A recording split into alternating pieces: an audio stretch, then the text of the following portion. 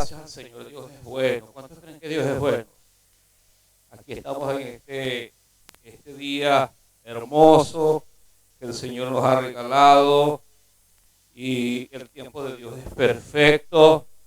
La semana pasada quería estar con ustedes, incluso yo le había dicho a Rubén, ya llegué y voy a estar con ustedes, pero por una emergencia de salud de mi madre, tuve que bajar otra vez a mi ciudad, pero ya gracias a Dios está estable. Creo que hoy la dan de alta ya. Y Dios fue bueno, hermano. Dios fue bueno. Dios suplió todo, Dios proveyó todo. Gracias, Rubén, por tu gesto. Rubén me llamó y se puso a la orden, pero yo creo ese Dios de nuestra hermana con su bebé es el mismo Dios de todos nosotros. Y Dios provee. Y siempre pasa eso, hermano. Cuando tú decides prender el fuego, siempre entre las ramas puede haber una serpiente y se va a alborotar y picarte, porque ella le tiene miedo al fuego. Y quiero dar esta palabra en esta mañana, porque lo quiero contar como testimonio. Esta palabra que yo voy a dar, no vengo a dar una clase académica, vengo a traer una palabra de parte de Dios que Dios me dio a mi vida. Yo siempre tengo por costumbre que en el mes de diciembre yo le oro al Señor y le pido al Señor que el Señor me dé una palabra sobre la cual durante todo ese año que tengo por delante sea mi bandera. Sea mi bandera. Y el 31 de diciembre, quiero contar esto como introducción para que entremos a la palabra. Estábamos allí con mi madre ya estaba convaleciente, de hecho ya se durmió, no recibió el año nuevo con nosotros allí, estaba dormidita. Y ese 31 yo me acosté orándole al Señor porque yo decía, Señor, dame esa palabra. Y ya era 31 de diciembre y no me había dado esa palabra, Iris. Bueno, yo sé que Dios me la va a dar. Luego el primero cuando amanece, hermano, y me paro, allí dormí con mi mamá, tuve la bendición de dormir en la misma camita con ella ahí, acurrucadito. Y cuando me paro, me siento, oigo la voz de Dios, porque empiezo a orar por Venezuela, por toda esta situación, porque era primero, y yo decía, bueno, ya quedan 10 días, pero ya Dios había venido tratando conmigo, así que a mí no me sorprende nada de todo esto que estaba ocurriendo. Pero entonces ese día en la mañana, se me vino la voz de Dios. Yo les voy a ser bien sincero, soy muy cuidadoso de eso de decir que Dios me dijo, que Dios me habló. Creo en el ministerio profético, pero yo reconozco que como tal no es mi fuerte. Pero eso no quiere decir que Dios no me hable. Eso no quiere decir que Dios no me hable. Y inmediatamente que me senté, me viene la cita, Tito 1:5. Tito 1:5. Y cuando yo busqué este telefonito, porque el otro lo partí y estuvo a cargo de que es el repuesto, y leo Tito 1:5, dice, por esta causa te dejé en Creta para que corrigieses lo deficiente y establecieses ancianos en cada ciudad, así como yo te mandé. Y ahí entonces vino la voz de Dios y me dijo, Creta está en tus manos. Creta está en tus manos. Creta está en mis manos. O sea, y yo tanto leer ese pasaje, hasta que entonces tomó la decisión de hacer el trabajo que ya me corresponde a mí como maestro, que es el trabajo exegético y el trabajo de investigación de esa epístola. Amados, cuando empiezo a indagar, yo digo, wow, ahora entiendo por qué Dios me dice, Creta está en tus manos.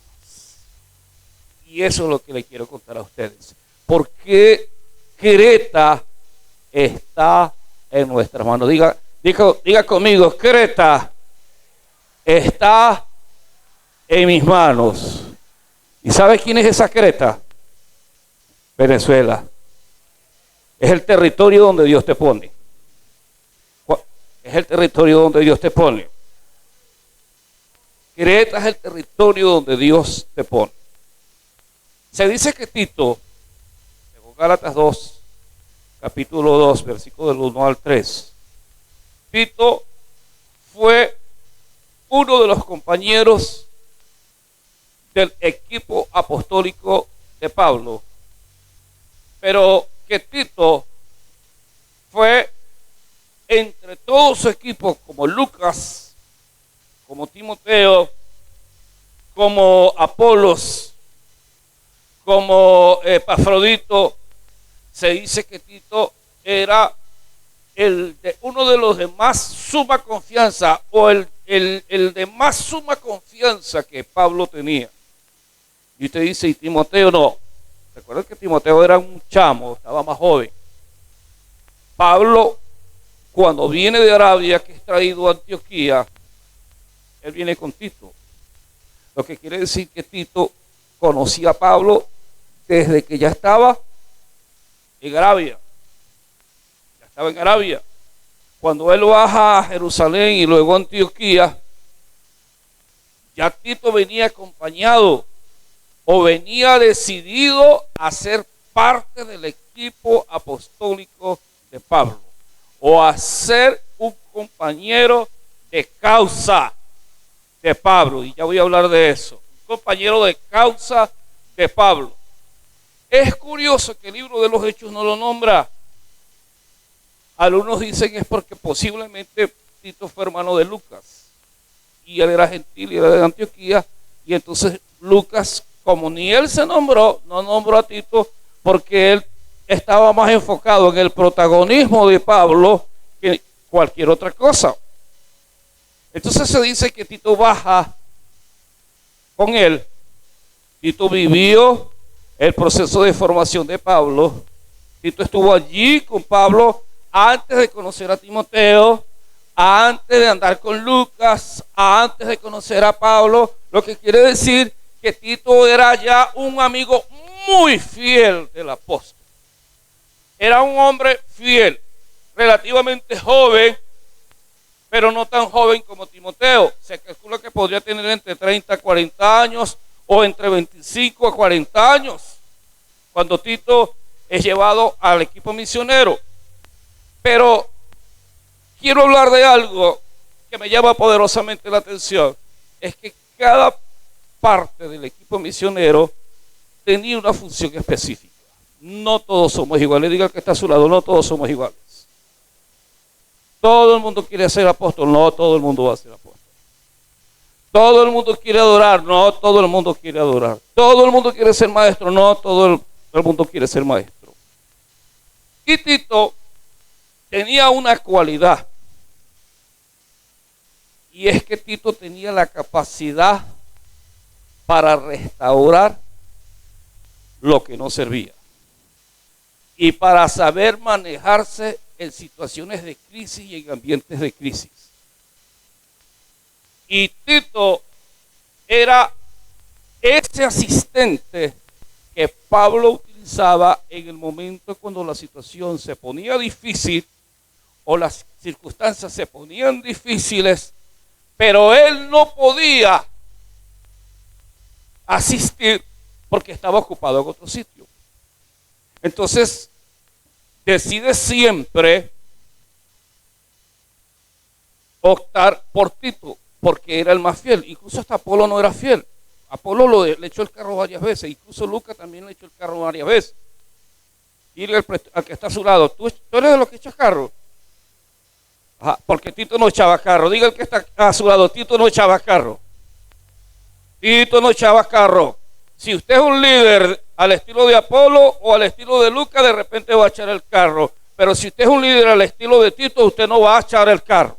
Usted va a estar ahí fiel a su apóstol y va a estar fiel a la misión y al objetivo del reino de Dios. ¿Cuánto le da un aplauso al Señor por eso?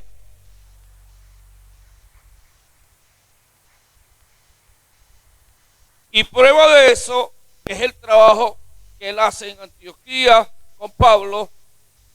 Pero cuando él empieza a salir del viaje misionero, empiezan a crecer las iglesias, empiezan los conflictos, porque las iglesias siempre van a tener conflictos, siempre van a tener situaciones, siempre va a haber adversidades. Y una de las iglesias que más le generó dolor de cabeza a Pablo fue la iglesia de Corinto. Fue una iglesia bien difícil, era una iglesia pudiente, una iglesia numerosa, una iglesia que tenía abundancia, pero era pichirre. Él se lo dijo en 2 de Corintios capítulo 9, se lo restregó en la cara. Y usted no les da vergüenza que las iglesias de Macedonia, que la gente pobre, que la gente humilde, y es gente dada para la obra, es gente dada para el reino. Y ustedes que tienen abundancia para sacarles un cuarto, como dicen los dominicanos, cuesta. Son duros, son difíciles. Entonces Pablo envía a Tito allá, porque había una situación de divisiones. Uno decía que era de Apolos, otro decía que era de Pablo, otro que decía de Cefas. Los corintios eran peleones, eran segmentaristas, habían grupos, eran pichirres, eran hasta fornicarios, porque se acostaba, hasta había uno que se acostaba con la mujer, le bachaqueaba la esposa al propio papá. O sea, era una iglesia bien acontecida, pero Pablo manda a Timoteo a resolver esa situación allí. Incluso se dice que el que envía Pablo envía la segunda carta a manos a Timoteo, de Tito, y se queda allí un tiempo a resolver, conforme lo dice el capítulo 8 de 2 de Timoteo, de Corintios. Pero no nos vamos a detener allí, porque quiero ir avanzando. Pero llega un momento donde en una isla llamada Greta, era una isla griega, la isla griega más grande, llamada Greta, que se dice que posiblemente se convirtieron al evangelio porque algunos del día de Pentecostés llegaron allí y luego regresaron a Greta y empezó a esparcirse el evangelio. Y empezó a crecer la iglesia en el evangelio. Algunos también dicen que Pablo estuvo allí anteriormente y los discípulos estuvieron allí anteriormente fundando o llevando el evangelio. Pero entonces hubo un pero, apóstol, y ahí es donde Dios habló conmigo. Porque cuando entonces Pablo decide otra vez ir a Greta, él nota cosas que no están funcionando bien. Él nota y observa cosas que no están funcionando bien. Y cuando entonces Pablo va a supervisar esa isla que tenía varias ciudades, él nota que la iglesia tenía ciertas cosas que no estaban funcionando bien. Y eso estaba reflejando el caos y la miseria que había en esa isla. Porque créame, conforme sea la iglesia, así van a ser las naciones. Venezuela no está en manos de la izquierda ni de la derecha. Venezuela está en las manos de Dios, puestas en la iglesia. La iglesia ha sido entregada y Venezuela está en nuestras manos. Conforme sea nuestro comportamiento, así va a ser el comportamiento del país. Si la iglesia se enciende, si la iglesia se activa, la serpiente huye. Picó a Pablo, pero no lo mató, y la serpiente huye. Pero si la iglesia está apagada, si la iglesia está en anarquía, si la iglesia está en desorden, la cosa no va a funcionar. Y eso es lo que nota Pablo. Y entonces le dice a Tito, hijo, aquí hay cosas que no están funcionando bien. Te voy a dejar a ti, porque tú tienes la capacidad para hacer eso. Tú tienes la capacidad para darle la vuelta a esta isla. Tú tienes la capacidad para cambiar esta isla. Iglesia de Jesucristo, Tú tienes la capacidad para cambiar el futuro de este país. Tú tienes la capacidad para darle un giro a nuestra nación. Tú tienes la capacidad para hacer eso, porque cuando Dios te empodera y Dios te delega en ti, es porque Él sabe que tú lo puedes hacer. Y fue lo primero que le dijo a Pablo a Tito, como dice, por esta causa. ¿Qué es causa? En Colombia dicen causa. ¿Qué es causa? ¿Cuál es tu causa? ¿Cuál es tu causa? ¿Dónde está la cabeza tuya ahorita?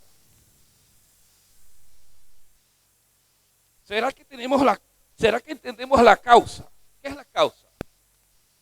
Si usted busca un diccionario, la causa, de hecho en Colombia dice, ¿qué pasó causa? Uno decía compinche, porque el compinche es el que se junta con un propósito. Pero, ¿sabe qué es tremendo? Cuando tú quieras o tú quieres cambiar un lugar, pero no entiendes la causa. No entiendes la causa. Y entonces andamos, hermanos, como cucarachas dentro de una botella, dando vueltas, buscando cómo salir.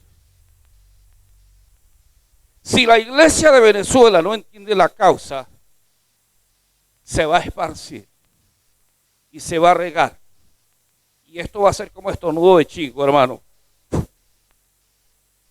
porque no entiende la causa. Pero si la iglesia de Venezuela entiende la causa, se va a unir, se va a fortalecer y va a atacar las áreas que tiene que atacar. Pero tú tienes que estar en la causa. Yo tengo que estar en la causa. Mire, la primera iglesia que yo visito en este año es esta, después de la mía. Es la primera. ¿Y usted sabe por qué yo la visito? Porque ustedes son mi causa. Ustedes son parte de mi causa.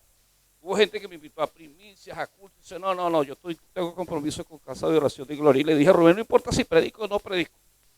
Yo voy así sea a estar ahí, oyéndote. Porque ustedes son mi causa.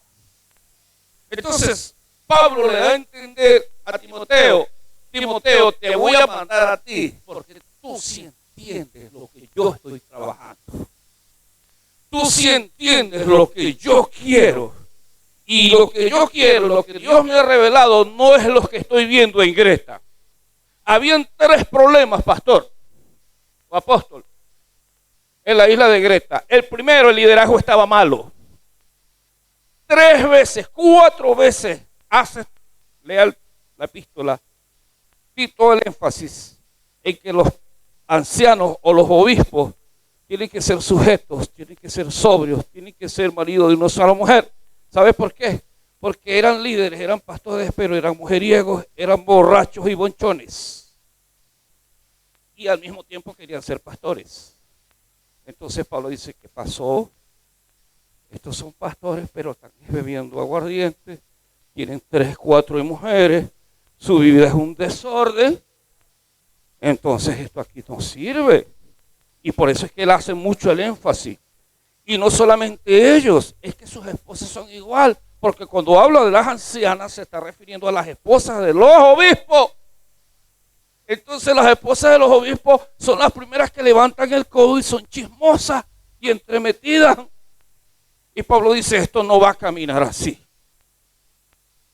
Entonces Pablo le dice a Tito, eso es lo primero que tú vas a corregir. Tienes que hacer una refundación de liderazgo. Y ahí fue donde el Espíritu me habló. Tenemos que hacer una refundación de liderazgo. Si queremos que Venezuela cambie, si queremos que vengan mejores tiempos para Venezuela, tiene que haber una refundación de liderazgo de la iglesia. No podemos seguir teniendo un liderazgo mediocre. No podemos seguir teniendo un liderazgo pirata. No podemos seguir teniendo un liderazgo que no entienda la causa. Tiene que estar allí unido en la causa, sellado en la causa, compartido en la causa Y la causa es ser un líder de integridad, de santidad, de ejemplo y modelo. ¿Cuánto le da un aplauso al Señor?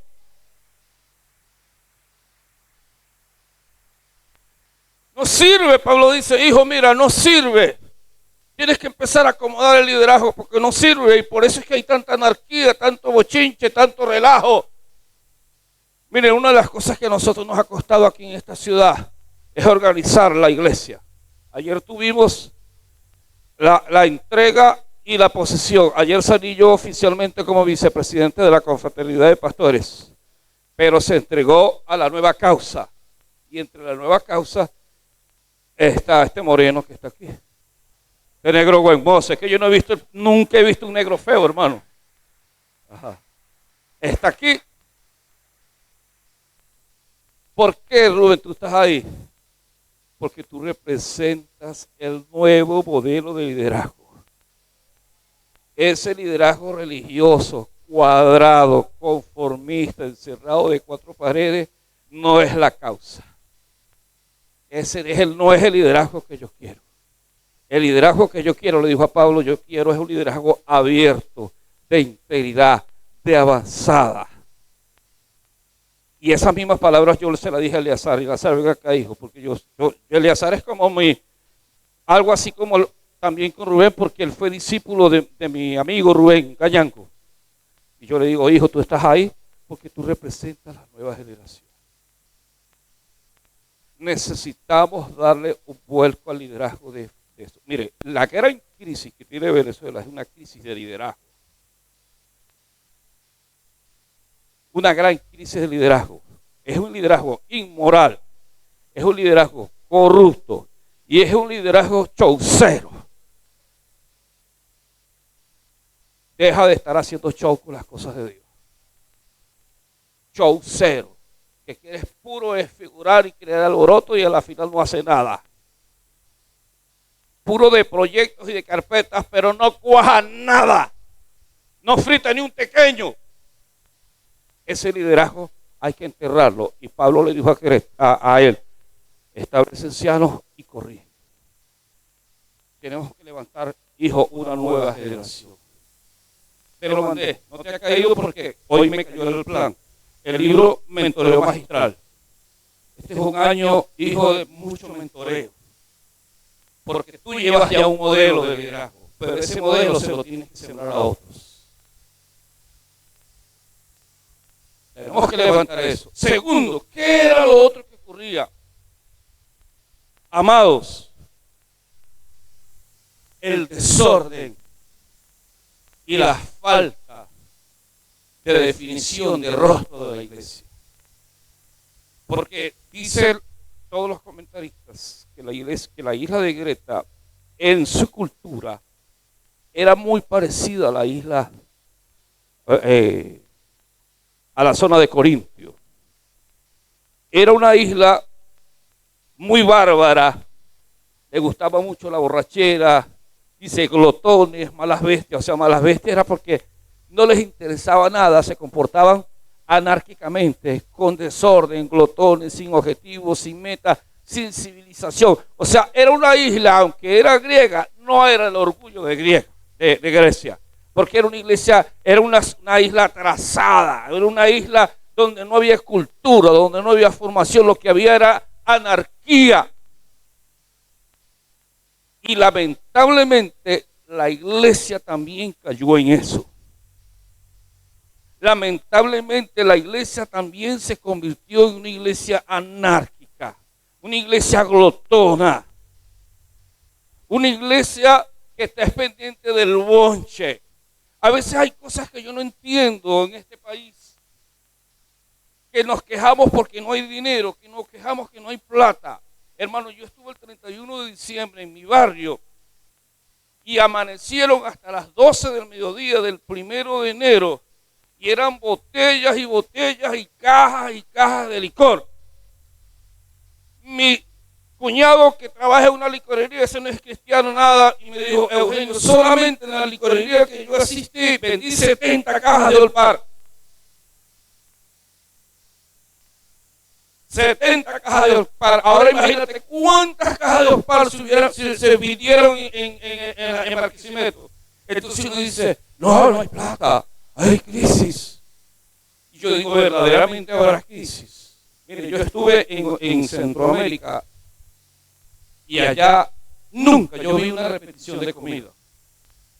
Todas las casas donde yo iba me daban la comidita y no hubo una familia que me decía, pastor, ¿va a querer más? No, esto es lo que te toca y punto. Todo, pastor, racionado.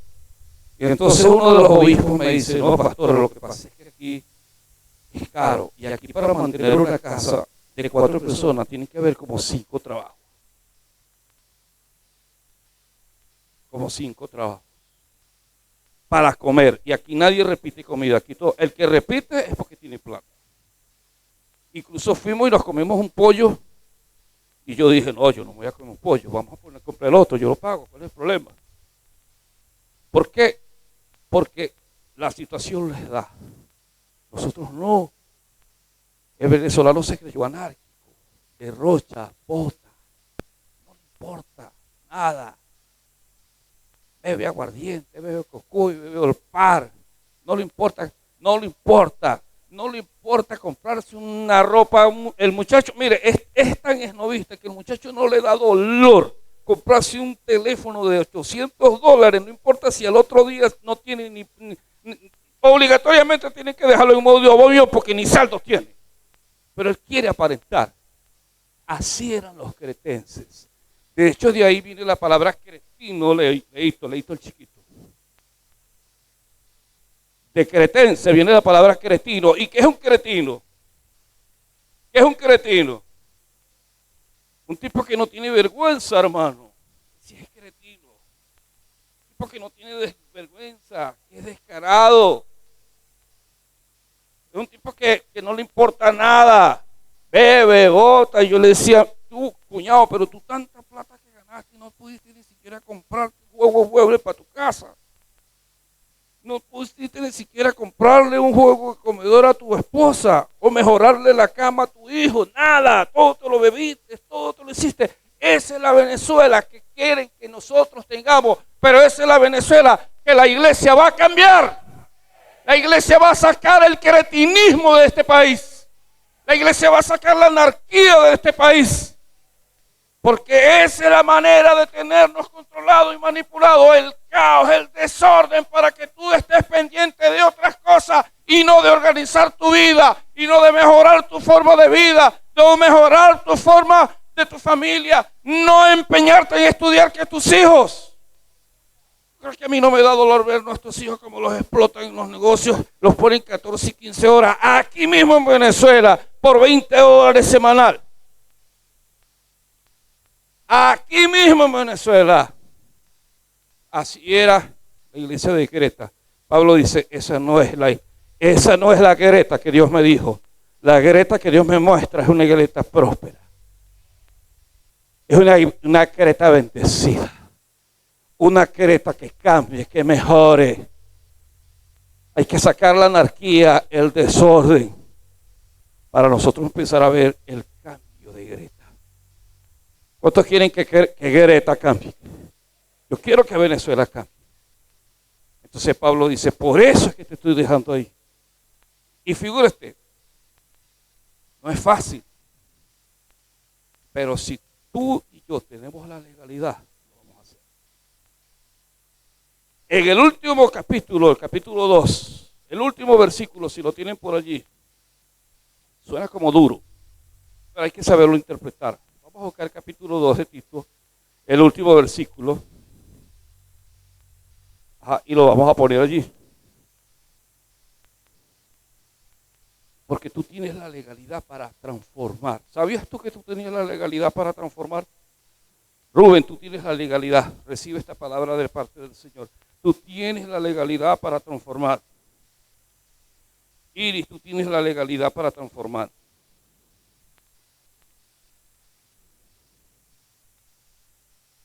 El versículo 15. 2:15. ¿Qué dice? Esto habla y reprende. ¿Con qué? Nadie te menosprecia. La iglesia muchas veces no tiene afectación social porque ella misma se menosprecia, porque ella misma se cree chiquita, porque ella misma cree que no tiene moral, porque ella misma cree que no tiene propuesta. Pero cuando Pablo le dice eso a Tito, es que le está recordando, tú tienes la legalidad y, como dijo ayer el pastor, la legitimidad. Si el Señor nos está diciendo que este país va a cambiar a través de la iglesia de Jesucristo, es porque Dios le dio la legalidad y la legitimidad a la iglesia para actuar en eso. Y por eso es que la iglesia tiene que meterse en todos los estamentos. Por eso es que la iglesia tiene que proponer. Esto no es mire, hermano, esto no es de salir a la calle y agarrar una olla y reventarla a trancazos. No. Esto es traer propuestas. Sábado, arrancamos. El diplomado de Reino y Gobierno. Propuesta. ¿Cómo lo voy a hacer yo? ¿Cómo voy a cambiar? ¿Qué voy a enseñar yo en mis escuelas? ¿Qué voy a enseñar yo en mi ciudad? Por eso porque ese pastor, ¿y por qué nos está diciendo esto? Hermano, yo te dije a ti, Rubén, 3 años. En 3 años la iglesia Casa de Oración y Gloria será la iglesia más grande de Acarigua. Yo lo dije. Aquí lo estoy diciendo y lo vuelvo a repetir y no me da miedo decirlo. Será la iglesia más grande de Acarigua. Pero si la iglesia va a ser la iglesia más grande de Acarigua, es porque ella va a presentar un modelo. Es porque ella va a presentar un estilo de vida. Y eso fue lo que le dijo a Pablo a Tito. Tito, ellos quieren cambiar, ellos quieren pidiendo bendiciones y pidiendo milagros, pero yo veo que se están comportando igual como los mundanos, como los demás cretenses, andan por aquí vueltos locos. Ay, que los estrenos, que las hallacas, que las chichas, que el pan de jamón. Y andamos como vueltos locos y entonces andamos amargados, nos amargamos porque no me puse el estreno, porque no me puse esto, porque no puse lo otro. Yo le decía al pastor ayer, y se lo digo a ustedes, a los líderes, levanten la mano a los líderes de célula. No se salga de la causa. Porque cuando usted mira para los lados, usted se amarga, se frustra. Y esa amargura, yo se lo dije ayer a Rubén, se lo dije a Eleazar, esa amargura te la consumes y luego se la ministras a tus discípulos. Y entonces resulta ser que tú como pastor o como líder no estás para darle agua turbia a la oveja. La oveja bebe es agua de reposo, que esté limpiecita, el sucio está abajo, pero tú tienes que darle a tu oveja limpiecita. Se empiezan los pastores a amargar, se empiezan los pastores a frustrar y entonces empiezan a decir cosas que no deben desde el púlpito y a la final se enreda y no propone. Y eso fue lo que Pablo le dijo al Señor a Tito. Tito, tenemos que cambiar, esto no puede seguir así. Y por último, el punto número 3, es que el gran enemigo, además de la anarquía del liderazgo y de la falta de testimonio de la iglesia, es la lucha, la bendita lucha contra la religiosidad. Pero una de las cosas que tenemos ahora mismo es esa lucha de mezcla de religiosidad que estamos teniendo. Se dice que la hija de Greta estaba llena de judíos de la circuncisión radicalistas. Y por otro lado estaba llena de maestros sofistas griegos. Los sofistas griegos con su pensamiento invadían al pueblo y traían un pensamiento, pero que no vivían nada de lo que decían. Y por otro lado estaban los del judaísmo extremistas, que eran tan radicalistas que entonces todo era maldiciones y todo era pecado y todo no se puede y todo no, y no es así porque esta es la norma, Entonces teníamos como los dos extremos religiosos, los que eran religiosos y al mismo tiempo demasiado libres, y por otro lado teníamos los de la circuncisión, que eran religiosos y demasiado cuadrados. Eso también se había convertido en una situación de crisis en la isla de Greta, y eso es una situación que hoy en Venezuela nosotros tenemos que batallar. La iglesia va a seguir creciendo, la iglesia va a seguir avanzando, pero tiene que ir cuidando lo que cree. Vamos a ver capítulo 2, versículo 1. ¿Cómo dice?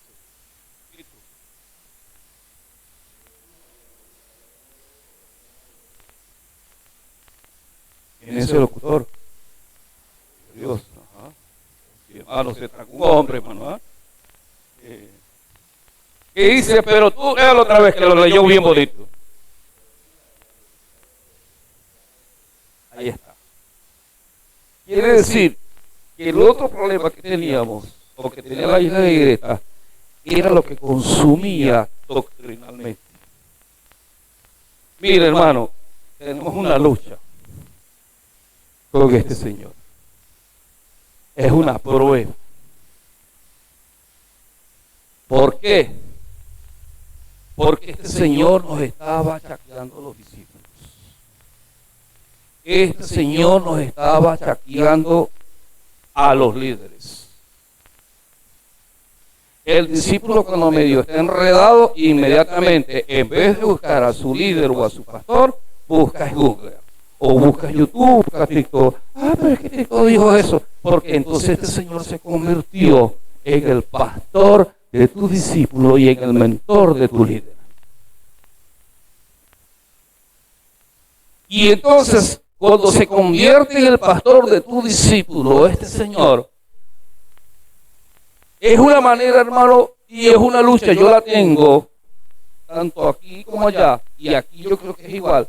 ¿Por qué? Porque el discípulo, lo primero que ve por las redes sociales, se lo traga, se intoxica y cree que está bien.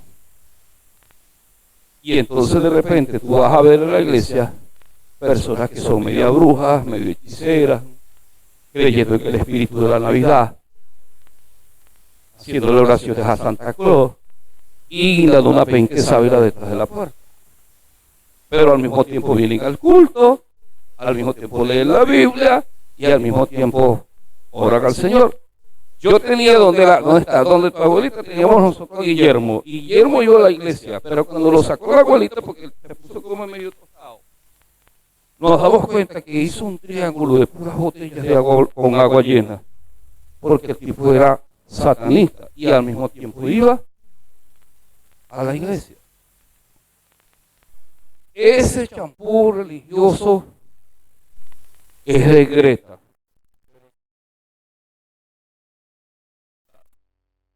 Deja de estar viendo cosas que no debes y deja de estar dejándote mentorear por gente que no tiene moral y no tiene testimonio. El 90% de los influencers no viven lo que dicen. Eso es un show, es una manera de cómo sacarse dinero, es una manera de cómo buscar recursos, es un estilo de vida falso que se crea porque es mercado. Todo esto es mercado. Entonces nosotros nos estamos dejando llevar, y lo otro que entonces nos estamos dejando llevar por ese bombardeo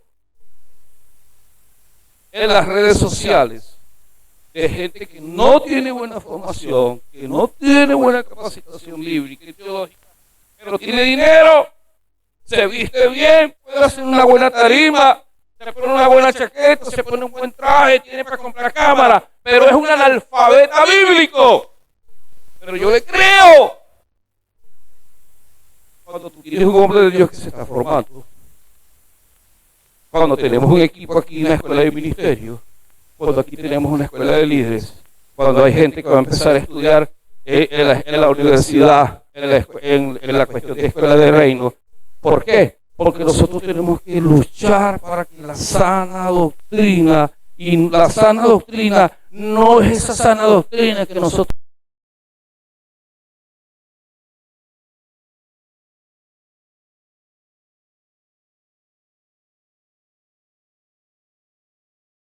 mi comportamiento, a mi integridad, a lo que yo soy como creyente. Amén. Amén. Entonces Pablo se da cuenta que esa iglesia, esa isla estaba así. Entonces Pablo le dice a Tito, quiero que corrijas eso. Afíncate en la sana doctrina. Enséñale a ellos a ser temerosos de Dios. Enséñale a ellos a ser íntegros. Enséñales a ellos la santidad. Enséñales a ellos la justicia. Enséñales a ellos moral. Enséñales a ellos principios. Yo no voy a negociar, hermano, no voy a negociar mis principios morales. Hay gente que me dice, pastor, ¿y cómo haces tú? Yo predico lo mismo donde sea. Y hay cosas que yo no las voy a negociar. Yo creo que el matrimonio es marido y mujer. Eso no lo voy a negociar. Respeto lo que la persona quiera, la decisión que quiera tener con su vida y con su cuerpo, pero yo no voy a negociar, porque para mí ese es un principio de moralidad y de sana doctrina y de principio del reino. No tengo por qué negociarlo, no tengo por qué dejarme arrastrar, no tengo por qué yo estar allí. Yo tengo un sobrino homosexual. Entonces, mi hermano le dice, ay, la niña, mire como unos 75. Y yo le digo a él, Ángel, tú te llamas Ángel. Ángel, venga acá. Para mí tú eres un varón. ¿Por qué? Dice, pastor, cuando tú, poco hablo de esto, 3 cosas. Cuando tú decides hacer un trance, es porque tú le estás diciendo a Dios, lo que tú me diste no sirve.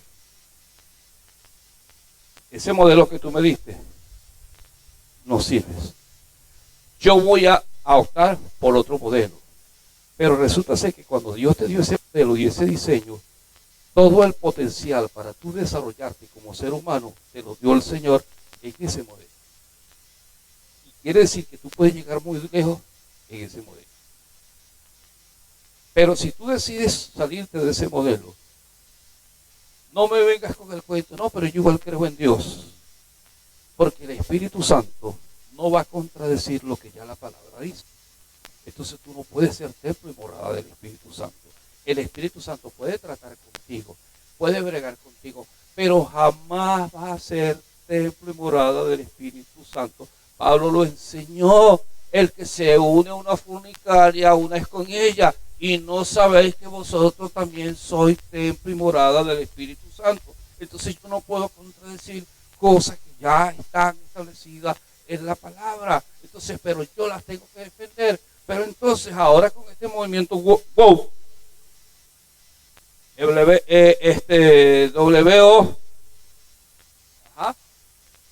que es de inclusión, te quieren obligar y forzarte a llevar un cristianismo pro homosexualismo, pro lesbianismo o pro que no se sabe ni es, porque ahora hay 32 géneros, y ahora no solamente hay los transgéneros, sino que los transespecies. Ahora yo no estoy, es que yo soy perro. Yo decidí ser perro. En España hay un grupo así, que ellos decidieron ser perros.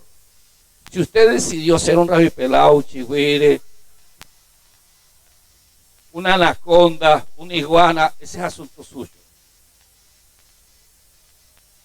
Pero yo soy Eugenio Contreras. Yo soy Eugenio Contreras porque yo respeto el diseño divino. Respeto el diseño divino.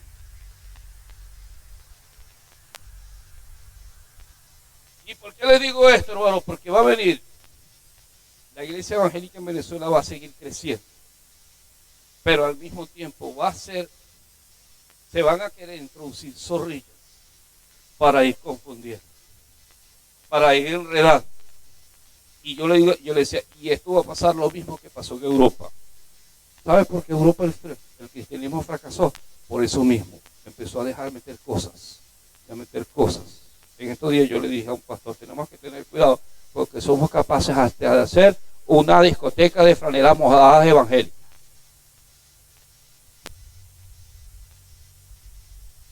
O peleas de gallos pentecostales.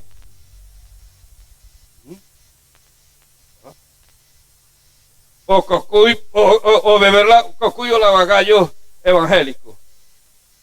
A mí me dijo un testigo de Jehová, allá en Tinaquillo, no, pastor, pero es que en mi iglesia dice que yo me puedo meter 7 cervecitas, no más. Entonces yo le digo, oye hijo, yo bebí aguardiente, y con 7 cervezas encima ya es mucha la pistola, no habla. Entonces llega un momento donde de repente tú vas y haces una mezcla de cosas y vas perdiendo la pureza de la sana doctrina. Vas perdiendo la pureza de lo que tú verdaderamente es y lo que debes hacer. Y ahí fue donde Dios me habló. Dios te puso en Greta. No te pongas a inventar. Dios nos ha puesto aquí en Venezuela a seguir formando líderes.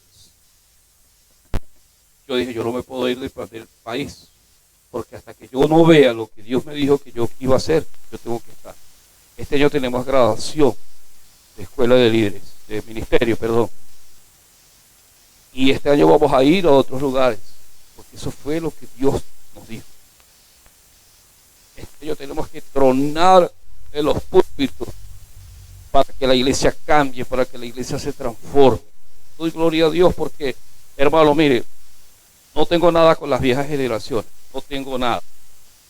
Pero nosotros tenemos que adaptarnos a los nuevos tiempos y con esto sí que hago. Hechos 13:36. Yo no sé si tú te diste cuenta, Rubén, cómo a nivel de la ciudad se fue delastrando, y casi todos los directivos de la ciudad, profetas, ahora son de línea proféticas y apostólicas. Hace 2 años atrás era una plaga, una amenaza, y ahora resulta ser que Dios les entregó la autoridad. ¿Verdad que es raro? Ajá. Mire lo que dice. Porque la verdad, David, habiendo servido ¿a qué? A su propia generación. Mire cómo anda. Zapatico de goma, los jeansitos y camisas. Hace 30 años tú no te podías montar en un púlpito así. No podía, hermano, lo bajaban. Tenía que ponerse pantalón de vestir y camisa de vestir y corbata. Montarme yo con una chaqueta de blue jean, no, eso es sacrilegio. Eso es una herejía. Pero resulta ser que ellos sirvieron en su generación y esta es otra generación. Y David dice que él sirvió de acuerdo a su generación. Por eso es que yo digo que en Acariba van a ocurrir grandes cosas, porque está entrando la generación de estos tiempos, que es la que va a traer la nueva propuesta, el nuevo perfil de liderazgo, donde aquí cabemos todos, donde la iglesia se va a diferenciar del mundo, y la iglesia no es una secta aislada y anónima en la ciudad, sino que la iglesia es una iglesia de ciudad, una iglesia activa, una iglesia que tiene dones de gobierno y que le va a dar vida a la ciudad. Amén. Pero al mismo tiempo una iglesia con planteamientos y doctrinas sólidas y concretas que no va a negociar, que no va a vender, que no va a hacer mercadería de eso, porque ella está clara. Esa es la iglesia y el reto que nosotros tenemos los pastores de Venezuela. Y yo le decía eso a los pastores ayer, a Juan, cuando conversábamos: hijo, somos los líderes de esta generación. Yo estoy aquí, yo pudiera estar afuera en Estados Unidos ganando dinero, dando clases en cualquier universidad, pero Dios me tiene aquí Y si Dios me tiene aquí, es porque esta es la Creta que Dios me entregó. Y no me voy a ir de Creta porque Dios me dijo, por esta causa te dejé en Creta. Puedes que salga y vuelva, pero esta es mi isla, esta es mi territorio, esta es tu Creta. Acarigua es nuestra Creta. Acarigua es nuestra ciudad. Acarigua es nuestro territorio. Pongámonos de pie. Acarigua es nuestro territorio. Hijo, Acarigua es nuestro territorio. Los mejores adoradores de Venezuela van a salir de Acarigua. Cuando nosotros empezamos la universidad, empezamos con 3. Y yo le dije, Benja, vamos a hacerlo. 2 años encerrado. Y yo le dije, Benja, no estés buscando ni estés adulando a nadie. La gente va a venir. La gente va a venir. Pero tenemos que creer en lo que estamos haciendo. Y hoy, hermano, tenemos casi 60 alumnos. Y para mitad de año vamos a tener nuestra primera promoción. Y ya nuestros títulos van a salir bajo la cobertura de la Universidad Pedagógica Experimental de Venezuela. Y estoy negociando para que los diplomas de nuestra escuela de ministerio también van a estar allí. Que cuando a nuestra escuela de ministerio le entregamos el título, pagamos el arancel a ellos y ellos nos van a dar el aval, sellito y todo por el pedagógico. Porque eso es creer. Entonces tú tienes que creer, hijo mío, en lo que Dios te está dando. Tú tienes que creer en lo que Dios te está dando. Tú tienes que creer en lo que Dios te está dando. Bexac, tú tienes que creer en lo que Dios te está dando. Rubén, tienes que creer en lo que Dios te está dando. Ese terreno viene, ese lugar viene. ¿Por qué? Porque Dios no te va a entregar Creta y después abandonarte. Dios no te va a entregar Creta y dejar que los cretenses te coman. No, tú vas a ser una luz en Creta. Creta es nuestra ciudad. Señor, te doy gracias en esta hora. Creta es tu barrio. Creta es tu célula. Creta es tu familia. Te dejé ahí. Esa es la mujer que yo te di. No estoy buscando otra.